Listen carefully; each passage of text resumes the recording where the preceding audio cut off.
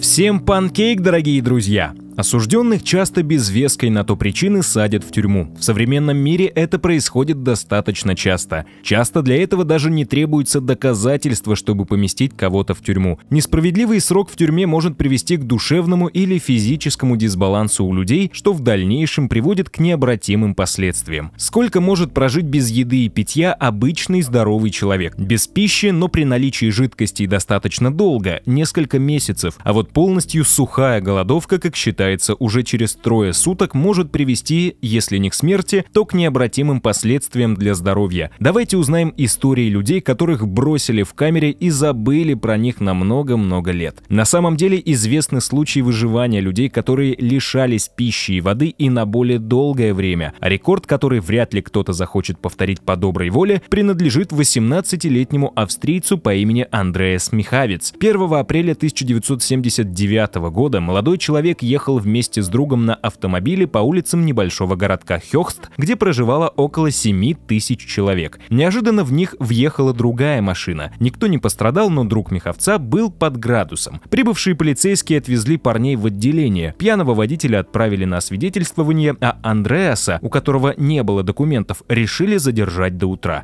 3 полицейских заперли парня в единственную камеру, находившуюся в подвале здания. Раньше здесь хранили сидр, а теперь поставили 2 двухъярусные кровати и пластиковое ведро для отходов жизнедеятельности. Задержать до утра растянулись на долгие 18 дней. Совпали сразу несколько факторов. В тихой и мирной Австрии не так часто арестовывают правонарушителей. Андреас был единственным. Последние дни других задержанных не прибавилось, а значит, сотрудникам незачем было спускаться в подвал. Каждый из 3 полицейских, придя на следующее утро на работу, решил, что его напарник уже отпустил вчерашнего задержанного. По крайней мере, они так утверждали потом, на суде. Не исключено, что ленивые и не особо рьяные австрийские полицаи просто забыли про человека в камере. Их даже не смутило то, что мать Андреаса несколько раз приходила в участок и пыталась выяснить судьбу сына. Андреас Михавец не дал ни одного интервью после случившегося, а потому мы можем только представить, что думал молодой человек в первые дни, пока еще мозг работал. Почему никто не приходит? Почему никто не слышит моих криков и стуков? Где все люди? Что там на поверхности? Ядерная война, нашествие зомби или апокалипсис? Впрочем, как утверждают ученые, через 3-4 дня он уже вряд ли мог о чем-то думать. Андреаса обнаружили 18 апреля. Случайно. Один из сотрудников участка почувствовал неприятный запах, доносящийся из подвала, и решил проверить. Спустившись, обнаружил бездыханное тело человека. Несколько недель состояние несчастного парня было на грани. В любой момент могли отказать почки и сердце. Но Андреас всем назло выжил. Правда, потерял 25 килограммов веса. Что самое невероятное, он не стал инвалидом и не заработал ни одной хронической болезни. Примерно через год состоялись 2 судебных процесса. На первом, уголовном, обвиненных в халатности полицейских оштрафовали, если переводить на современные цены, на 2000 евро каждого. Для Австрии, страны с высоченными зарплатами, сумма ничтожная, никого не уволили. На втором процессе, гражданском, Андреас Михавец отсудил от властей компенсацию 250 тысяч австрийских шиллингов, что сегодня с учетом инфляции равняется чуть больше 18 тысяч евро. Смешная сумма для современных исков. Оправдание в Польше. В 2018 году в Польше был оправдан молодой человек Томаш Каменда, который на тот момент отсидел в тюрьме 18 лет. Его обвинили в убийстве 15-летней девушки в небольшом городке Милошицы. Трагедия произошла в новогоднюю ночь. Последний раз девушку видели в компании 2 мужчин. Они покинули клуб в нетрезвом состоянии. Виновника в убийстве не могли найти длительное время, пока один из свидетелей не указал на Томаша. Ему показалось, что внешность парня подходит под описание. В результате проведенной экспертизы следствие определилось с подозреваемым, и Томаша признали виновным в убийстве, несмотря на то, что около 10 человек подтвердили, что праздник молодой человек отмечал дома в компании друзей. В ходе судебного разбирательства Томаша признали виновным. Все следующие годы превратились для него в настоящий кошмар. В тюрьме он несколько раз пытался покончить с собой от отчаяния, но его мать не опустила руки и продолжала добиваться правды. Лишь спустя несколько лет дело возобновили и повторно провели экспертизу, которая показала, что прошлые исследования были ошибочными. В итоге следствие вышло на след реального преступника, который фигурировал ранее как свидетель. Случай в Китае. Отправимся в Китай. Здесь в 2014 году был посмертно оправдан мужчина, которого казнили 18 лет назад за убийство женщины. Молодой человек Хуукджи в 1996 году вместе с приятелем нашли в общественном туалете тело женщины и незамедлительно обратились в полицию. В итоге его самого обвинили в убийстве и приговорили к смертной казни. Через несколько месяцев после суда парня расстреляли. Только в 2005 году был задержан мужчина, серийный убийца, который признал свою вину в убийстве той самой женщины. Суд возобновил и пересмотрел дело, признал свою ошибку и вынес оправдательный приговор в сторону Хуукджи посмертно. В качестве извинений власти выплатили семье невиновного убитого компенсацию в размере $330 тысяч.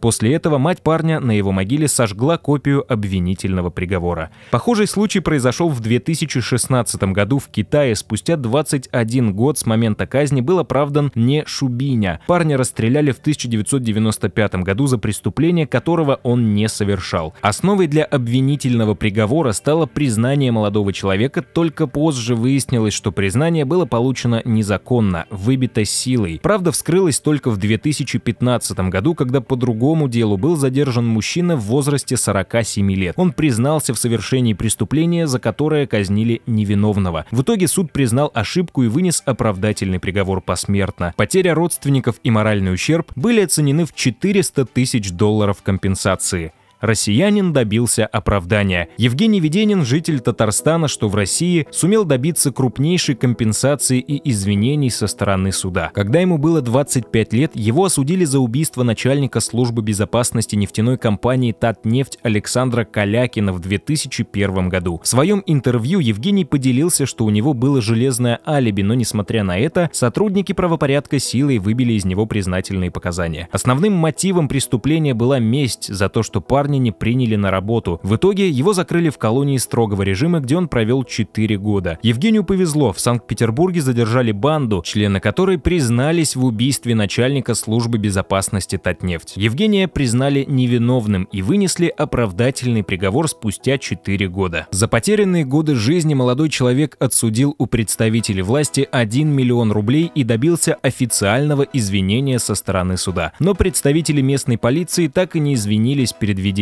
Самого судью не признали виновным, его действия признали ошибочными. Франция. Ложные показания. Страшный случай произошел во Франции. Французский фермер Лоик Сешер провел в тюрьме 7 лет за преступление, которого он не совершал. Его обвинили в насильственных действиях и домогательстве до несовершеннолетней. Главным свидетелем стала сама жертва, девочка в возрасте 14 лет. Для фермера началась черная полоса. В тюрьме он неоднократно объявлял голодовки и пытался покончить с собой. Спустя много лет подросшая девушка призналась, что все выдумала и никакого преступления на самом деле не было. В 2012 году мужчину оправдали и выплатили ему компенсацию в размере 800 тысяч евро. Интересный факт, что изначально Лоика хотели приговорить к пожизненному наказанию. За время, проведенное в тюрьме, у него забрали дом и землю, родные и близкие от него отвернулись. Что касается той самой девушки, то ее осудили после признания и заставили вернуть 60 тысяч евро, которые она получила из социального фонда как жертва преступления. Забыли в камере на 2 года. Американца Стивена Слевина в 2005 году арестовали за вождение в пьяном виде. В ожидании слушания 59-летний Стивен Слевин провел 22 месяца в одиночной камере тюрьмы штата Нью-Мексико по причине того, что о нем просто-напросто забыли. Мужчина все это время находился в камере в условиях ужасной антисанитарии. Из-за отсутствия душа кожу его ног поразил грибок, а больные зубы несчастному приходилось вырывать самому, так как администрация тюрьмы игнорировала его просьбы вызвать врача. Однако все эти мучения не самое страшное испытание, которое довелось ему вынести. Врачи поставили ему неизлечимый диагноз – рак легких. И несмотря на то, что с мужчины сняли все обвинения и отпустили на свободу, жить ему осталось около года. Однако Стивен Слевин выиграл суд по этому делу и получил одну из самых крупных компенсаций в США среди заключенных – 15,5 миллионов долларов. Только вот жизнь и здоровье за эти деньги человек уже себе не вернет. 4 дня в тюрьме, 4 миллиона долларов. Студент Дэниел Чонг, который едва не погиб в одиночной камере американской тюрьмы по халатности следователей, забывших о его существовании, почти на 5 дней добился солидной компенсации. Он стал миллионером. Но какой ценой? Тяжба между адвокатами Чонга и отделением Федерального управления по борьбе с наркотиками в городе Сан-Диего продолжалась почти год. Молодой человек собирался отсудить у департамента 20 миллионов долларов, но в конце концов стороны сошлись на 4,1 миллиона в качестве компенсации за физический и моральный ущербы. Дэниел и представить не мог, чем обернется для него вечеринка по случаю праздника 4/20, так называемого для любителей марихуаны, который эти самые любители в США неформально отмечают 20 апреля. Как раз в этот день полицейские Сан-Диего устроили облаву на местных наркодилеров. До конца и не ясно, какое отношение Чонг имел к притону наркоторговцев, где его взяли в компании из 9 человек. Как бы то ни было, в этом месте полиция нашла партию из 18 тысяч таблеток экстази и склад со стволами. Для допроса задержанных отвезли в пригород Сан-Диего, где находится офис управления по борьбе с наркотиками. Там одного парня отпустили и, как утверждает Чонг, то же самое собирались делать с ним за отсутствием вины. Его даже любезно обещали подбросить до дома на полицейской машине, но вместо этого почему-то отвели в одиночную камеру и там забыли. Больше 4 суток Чонг провел запертым в клетушке 3 на 1,5 метра без окон, закованным в наручники, без еды и воды. По собственному признанию, ему пришлось пить собственную мочу, чтобы не погибнуть. Он слышал за дверью голоса и кричал во всю глотку, но тщетно. На 3-й день у молодого человека начались галлюцинации. Он разбил свои очки и проглотил несколько осколков, чтобы поскорее покончить с мучениями. Сотрудники управления нашли почти бездыханное тело. Молодого человека с судорогами и почти отказавшими почками отправили в больницу, где 3 дня он провел в реанимации. Страшно. Все эти люди потеряли лучшие годы своей жизни, прошли все круги ада в тюрьме, а общество отвернулось от них. Судебная система не идеальна. Любого из вас могут обвинить в преступлении, которого вы не совершали, или силой выбить признательные показания. Все люди должны получать справедливое правосудие, но иногда оно может быть несправедливым. Во-первых, закон может быть неоднозначным или необоснованным по формальным причинам. Например, судья может принимать решения, учитывая не всю доступную информацию или исходя из личных предпочтений. Во-вторых, даже в условиях прозрачности и правильного применения закона могут быть нарушены права людей. Беззаконный арест, особенно без доказательств, или длительное задержание без процесса могут происходить даже в странах с процветающей системой правосудия. Это может приводить к неправильному осуждению людей и их помещению в камеры заключения без причины. Поэтому важно следить за справедливостью правосудия и бороться за права человека, особенно в тех случаях, когда законодательство противоречит честной и справедливой процедуре.